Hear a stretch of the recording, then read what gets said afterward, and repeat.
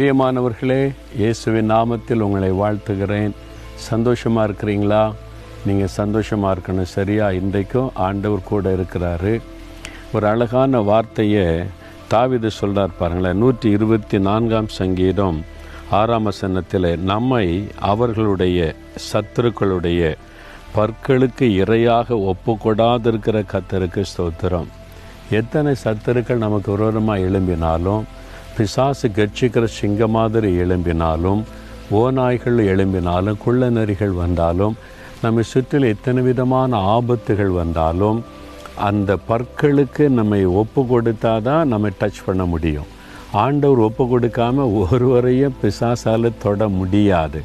நல்லா அறிந்து கொள்ளுங்க. அப்போது நம்மை சுற்றிலும் இப்படிப்பட்ட தீங்கி இழைக்கக்கூடிய மனிதர்கள் இருக்கத்தான் செய்வாங்க. அதாவது பாம்பை போன்ற விஷத்தன்மை உள்ள மனுஷர்கள் இருப்பாங்க.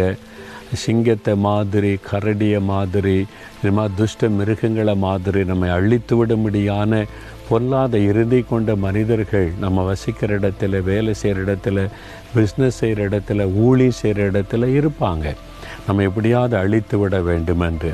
ஆனால் எதுவுமே நம்ம சேதப்படுத்தாதபடி நம்மை பாதுகாக்கிற கர்த்தர் இருக்கிறார். அவர் அவங்க கையில் ஒப்பு கொடுக்க மாட்டார். ஆண்டவர் சொல்லுவாருங்க, என் பிள்ளைங்க, இவன் என்னுடைய மகன், என்னுடைய மகள், என்னுடைய ஊழியக்காரன், என்னுடைய ஊழியக்காரி, தொடாதுன்னு சொல்லிடுவார். ஆண்டவர் ஒப்பு கொடுக்காமல் ஒருத்தரும் கை போட முடியாது. அதனால் ஒன்றும் பயப்படாதங்க, ஆண்டவர் உங்களுக்கு துணைன்னு இருக்கிறார். சரியா? இப்போ இன்றைக்கி ஆண்டவரை பார்த்து சொல்லுங்கள், தகப்பனே, எனக்கு விரோதமாய் சத்துருக்கள் இப்படி எழும்பினாலும் என்னை அவங்க கையில் ஒப்பு கொடுக்காமல் என்னை பாதுகாத்து நடத்துகிற ஸ்தோத்திரம்னு சொல்கிறீங்களா? அதனால் நீங்கள் வேலை செய்கிற இடம், வசிக்கிற இடம், எங்கேயும் யாரும் உங்களை சேதப்படுத்த முடியாது. யார் கையிலையும் கர்த்தர் உங்களை விட்டு கொடுக்க மாட்டார்.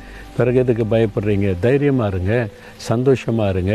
ஆண்டவரை பார்த்து சொல்லுங்கள், தகப்பனே, எங்கள் சத்துருக்களின் கைக்கு எங்களை நீங்களாக்கி பாதுகாக்கிற தேவன் நீர்.